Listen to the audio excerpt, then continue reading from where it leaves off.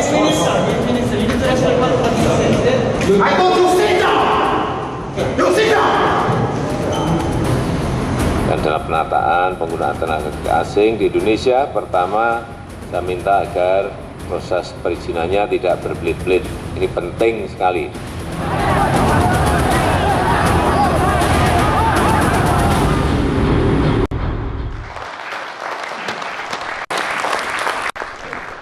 Pemirsa, kita lanjutkan debat kita, diskusi Pak kita. Karni, boleh sedikit ya, nggak sampai 1 menit.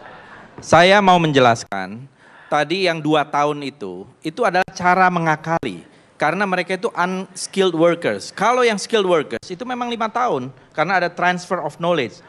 Ini dikaitkan dengan turnkey projectnya, karena mereka itu sekelas tukang, mereka kemudian bisa 2 tahun. 2 tahun mereka misalnya bangun pabrik, habis itu diganti oleh giliran berikutnya tenaga buruh kasar yang lain.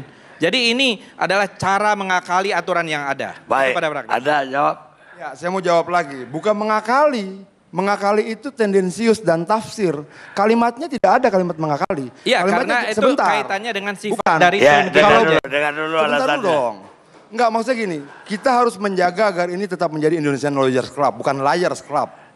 Jangan sampai kemudian berubah jadi Liars Club, Pak. Artinya saya perlu menjelaskan di sini bahwa tidak ada yang mengakali. Tidak ada dalam Perpres ini bicara tentang mengakali. Mengakali itu tafsiran Fadlizon. Loh iya, karena memang buruhnya adalah buruh kasar, di Perpres tenaga buruh kasar. Sebentar, itu jelas cukup di Perpres 2 tahun sebelumnya, dan kemudian nanti mereka 2 tahun lagi balik lagi. Kalau dua-dua ngomong, gak ada yang mau denger. Tapi jelas di Perpres sebelumnya Bang Karni, Prakteknya itu dijelaskan nanti masa itu. kerja pertama 5 tahun.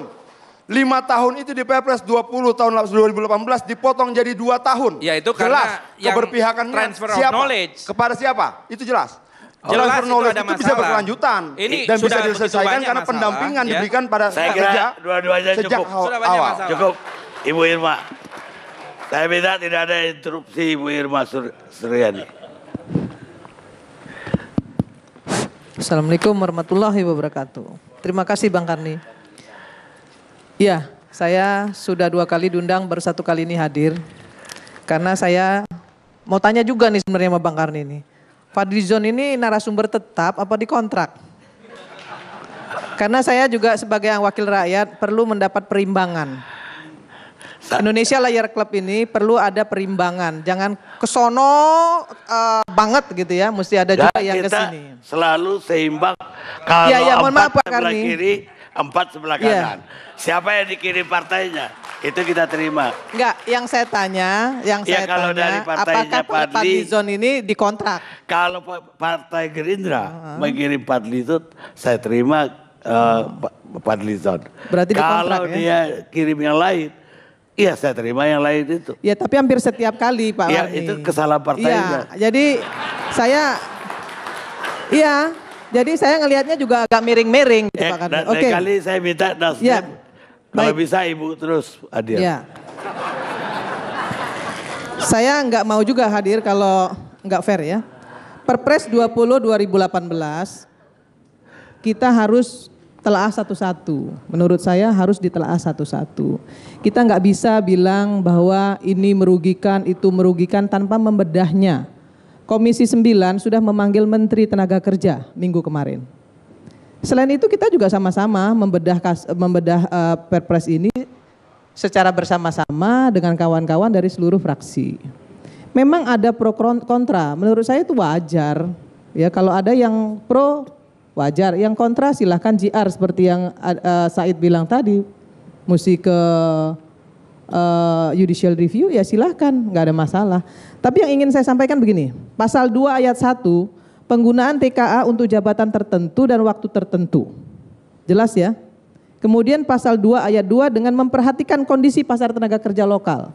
Artinya bahwa yang dikatakan bahwa tenaga kerja asing itu dibiarkan membanjiri Indonesia di sini terjawab tidak terbukti. Kemudian pasal 4 ayat 1, saya ingin bicara pasal per pasal Pak Karni. Setiap pemberi kerja wajib mengutamakan penggunaan tenaga kerja Indonesia pada semua jenis jabatan yang tersedia. Terjawab loh, yang disampaikan bla bla bla tadi sudah terjawab di sini, itu nggak benar. Kemudian pasal 2-nya disebutkan juga dalam hal belum dapat diduduki oleh TKA di TKI, maka TKA boleh mengisi dan diatur melalui peraturan menterinya. Kemudian pasal 5, TKA dilarang menduduki jabatan SDM atau jabatan tertentu. Ini juga diminta untuk diatur dalam peraturan menterinya. Saya ingin sampaikan kembali pasal 7. Ini pasal-pasal krusial yang diributin. Pasal 7, setiap pemberi kerja wajib memiliki RPTKA yang disahkan oleh menteri atau pejabat terkait. Memang dulu ada IMTA, tapi karena pemerintah ingin agar tidak banyak meja yang bisa menimbulkan fraud di situ, maka kemudian RPTKA IMTA itu dijadikan satu dengan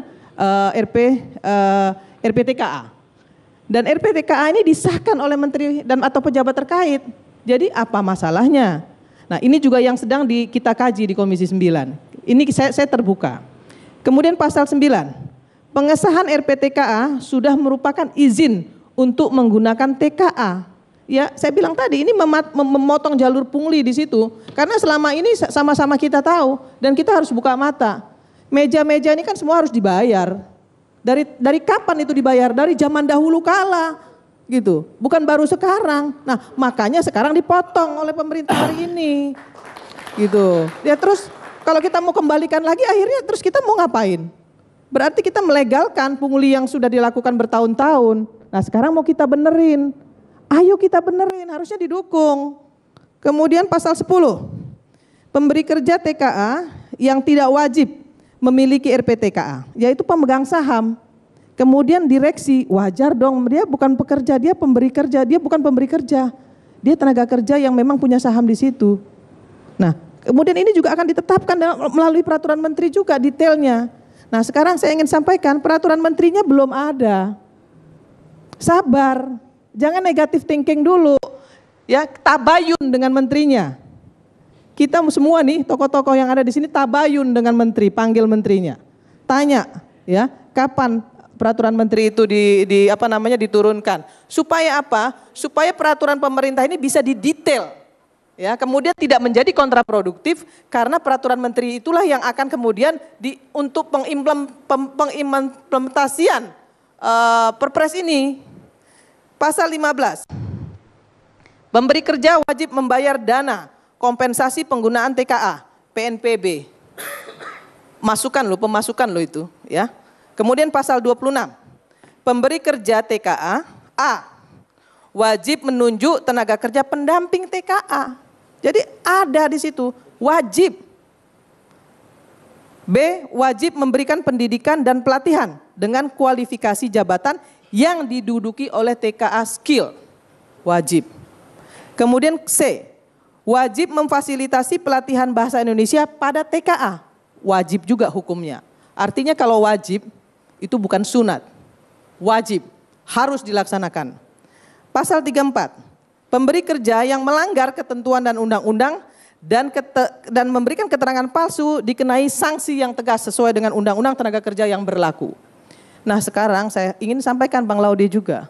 Ini sudah menjawab apa yang Bang Laude tadi ingin sampaikan menurut saya. Karena semua sudah terakumulasi di sini semua. Terkoordinasi secara komprehensif bahwa peraturan dan regulasi yang dulu belum sempurna, hari ini diparipurnakan. Kalau masih ada celah, menurut saya itu hal yang wajar. Nah, celah itulah yang harus ditutup dengan apa? Dengan peraturan menteri menurut saya. Nah, jadi kita tunggu peraturan menterinya. Komisi 9 sudah menyampaikan ini kepada Menteri Tenaga Kerja. Dan minta segera agar peraturan menterinya diturunkan, agar tidak digoreng-goreng ini Perpres. Ya, jangan digoreng-goreng. Kepentingan buruh ini nggak boleh digoreng-goreng. Ya, jadi saya bilang kepada Menteri Tenaga Kerja, selesaikan segera. Dan saya sampaikan juga kepada Menteri Tenaga Kerja, jangan cuma lompat pagar satu kali, lompat pagarnya 5-6 kali, supaya kontrolnya tegas. Nah, ini kan lompat pagarnya cuma satu kali, sehingga kemudian yang salah presiden. Nah, untuk apa punya pembantu kalau nggak turun? Nah, itu yang ingin saya sampaikan dari Komisi 9, Bang Laude. Kemudian Komisi 9 juga ingin mengatakan bahwa kami juga melakukan sidak terhadap tenaga kerja asing yang ada di banyak tempat. terutama tenaga kerja asing yang diikut sertakan oleh investasi Cina. Kita juga lihat, memang ada beberapa tempat yang sekitar 12, 15 sampai 20% tenaga kerja asingnya. Dan itu kita sudah sampaikan kepada Menteri Tenaga Kerja, tindak. Morowali saya sampaikan kepada gubernurnya, usir, deportasi. Tapi apa yang terjadi? Nggak dilakukan Pak Karni, hengki-pengki dengan investor, Pemdanya. Pemdanya hengki-pengki dengan investor, tidak ditindak, tidak diusir. Harusnya Pemdanya usir. Imigrasi dong Ibu Berita. Oh iya, Pemdanya kan laporan ke imigrasi dong. Pemdanya memberikan informasi ke imigrasi untuk melakukan pengusiran. Tapi Pemdanya diam saja. Bahkan lampu mati aja nggak ditindak ya sama Udah gubernur ya kan. setelah ditegur. Kemudian, ya saya ingin sampaikan juga bahwa sebenarnya kita nggak perlu ribut-ribut soal perpres ini. Karena perpres ini menurut kami baik untuk dilaksanakan. Hanya saja kontrolnya harus tegas. Siapa yang melakukan kontrol di sini? Siapa yang bertanggung jawab? Ada 4 menurut saya. 1, kepolisian. 2, imigrasi. 3, naker. 4, Pemda. 5, tambahan dinas pariwisata. 5 ini harus berkoordinasi satu sama lain sehingga tidak terjadi hal-hal yang disebut Fadlizon tadi sebagai tenaga kerja ilegal. Tapi memang sampai hari ini yang 5 ini belum bekerja maksimal. Nah, maka kemudian turunlah perpres ini untuk memaksimalkan yang belum maksimal itu.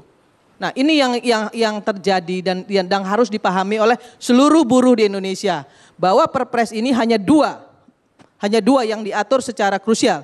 Yang pertama, mengatur tenaga kerja asing tingkat direksi dan tingkat pemegang saham. Yang kedua, mengatur tentang tenaga kerja skill yang dibutuhkan oleh pemerintah. Dan itu diatur oleh peraturan menteri. Nah, menurut saya untuk yang begini-begini nggak perlu digoreng-goreng. Ya, nggak perlu kita goreng-goreng, kita duduk bersama.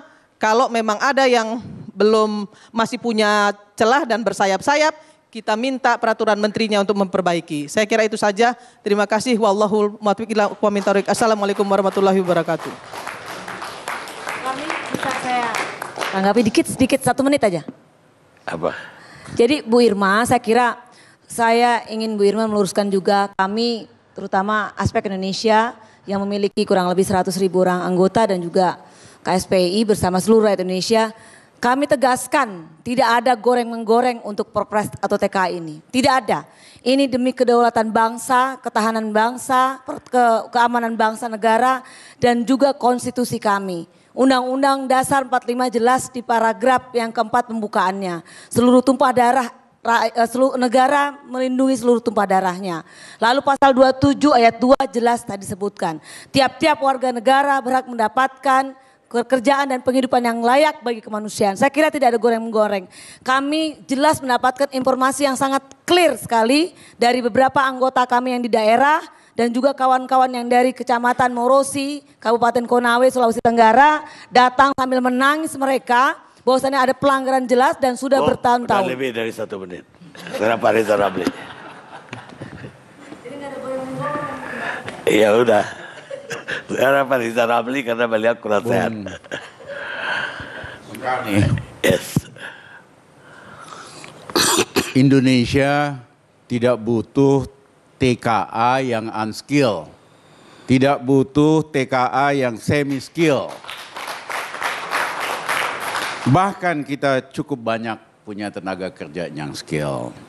Kita hanya butuh TKA dengan skill khusus atau ahli.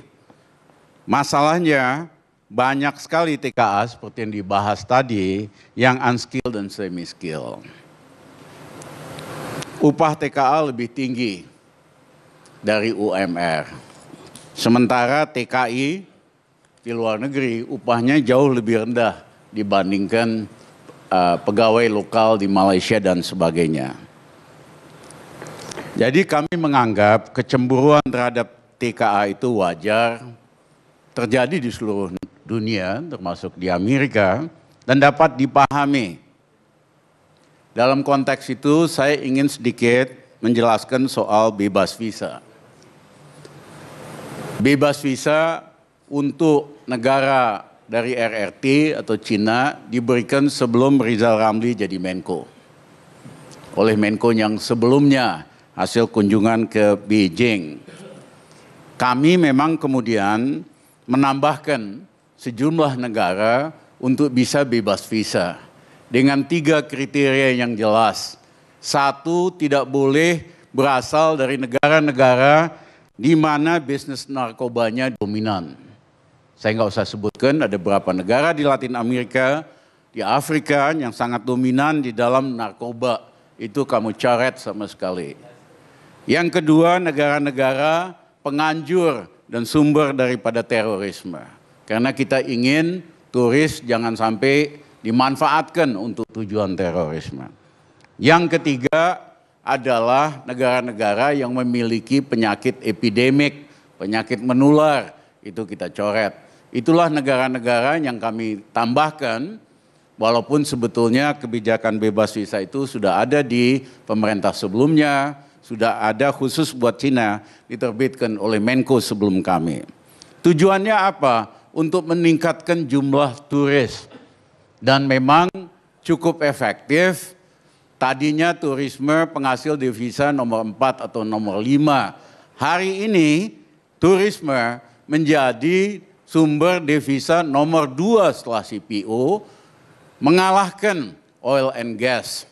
Kalau kita on track, misalnya tahun 2016 ke 2017 jumlah turis naik 21%, lebih tinggi daripada sebelum-sebelumnya.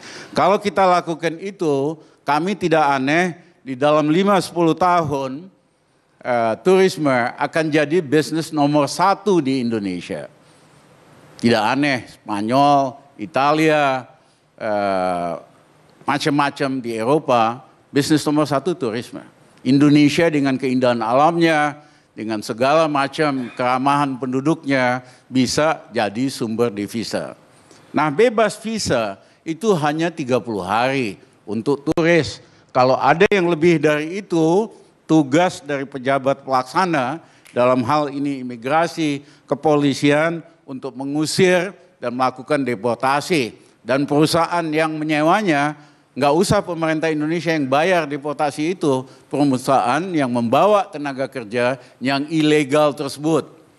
Bung Karni masih ingat barangkali, di Malaysia ada 3 juta tenaga kerja Indonesia. 2 juta legal, 1 juta tidak legal. Nah, biasanya mereka selalu pengen pulang sebelum Lebaran. Sama Coast Guard Malaysia ditungguin di pelabuhan-pelabuhan sekunder, mereka nggak berani naik ferry resmi. Pakai kapal-kapal kecil, ditembakin kapalnya. Dan selalu banyak korbannya, ada yang meninggal, luka-luka. Sehingga pada waktu kami Menko Maritim, saya datang ke Malaysia, bicara sama mereka, jangan dong, jangan main tembakin yang ilegal. Ditangkap silahkan, tetapi jangan tembak. Jadi masalah ilegal,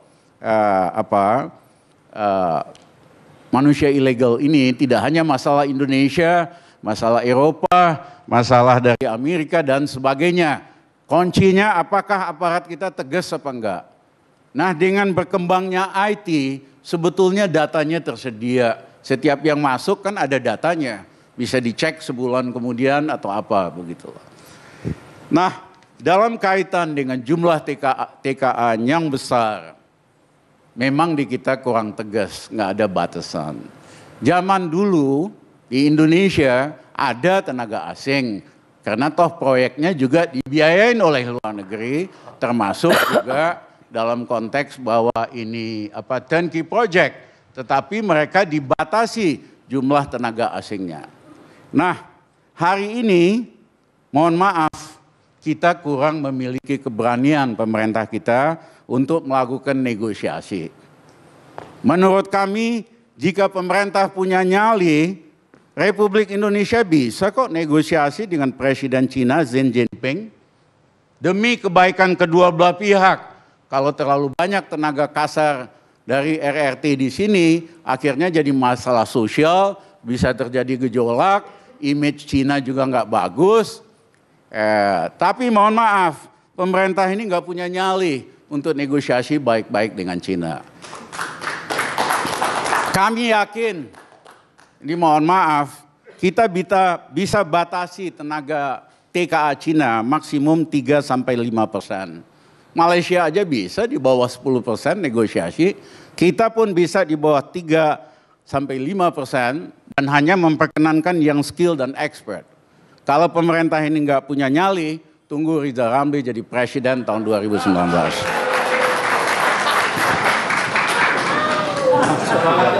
Nah, di dalam konteks yang lain,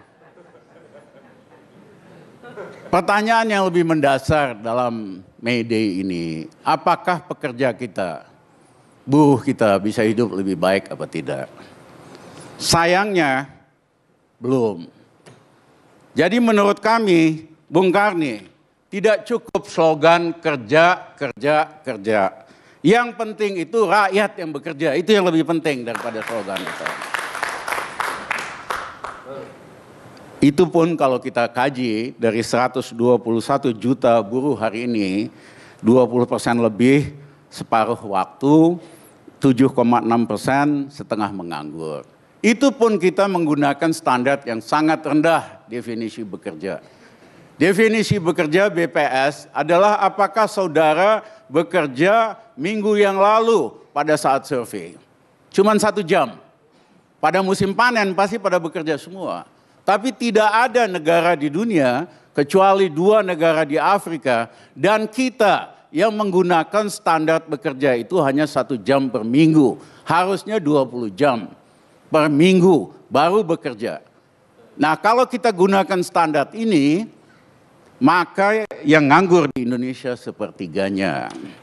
Bukan di bawah 6% atau apa, di Eropa aja lebih tinggi, masa kita lebih rendah daripada Eropa. Nah, pertanyaannya bagaimana meningkatkan lapangan pekerjaan dan meningkatkan kesejahteraan buruh? Mohon maaf, jalan satu-satunya di seluruh dunia adalah meningkatkan pertumbuhan ekonomi. Cina bisa tumbuh 12% selama 25 tahun. Jepang bisa tumbuh 12% 20 tahun. Sehingga semua rakyatnya bekerja, kesejahteraannya naik. Kami berencana untuk menaikkan pertumbuhan ekonomi 10%, 2 kali dari sekarang, agar supaya banyak lapangan kerja, bisnis suka, dan yang ketiga mau tidak mau, buruh upahnya akan naik. Itu jalan yang pertama, tidak ada pilihan lain. Pertumbuhan ekonomi kita mesti tingkatkan. Dan yang kedua, BPJS, Social Security System. Kita ini pemerintahnya terlalu kanan, Bung Karni. Perdana Menteri Bismarck di Eropa, di Jerman, Prusia waktu itu, sudah bikin undang-undang Social Security System pada tahun 1860. Finlandia, negara Skandinavia juga akhir tahun itu pada saat GNP per kapitanya lebih rendah dari Indonesia hari ini.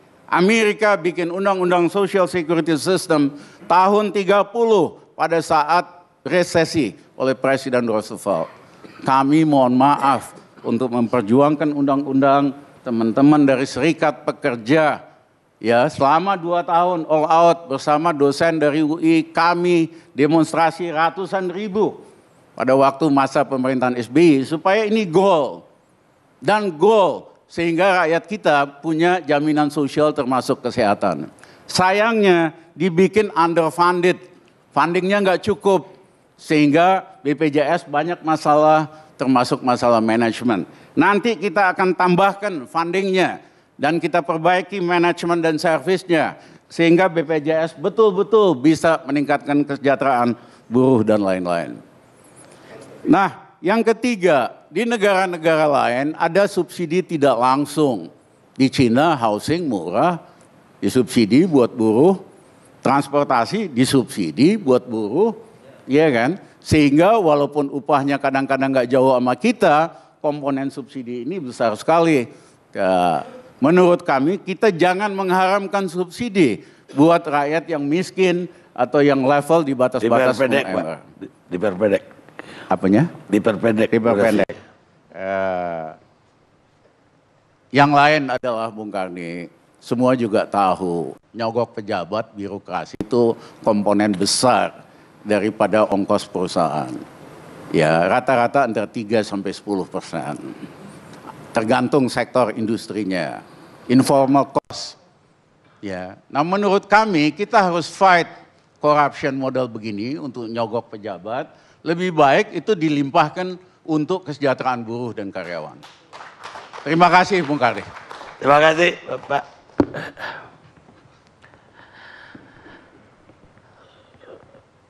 Ternyata filosof Romawi Cicero itu benar. Semakin banyak aturan, semakin sedikit keadilan.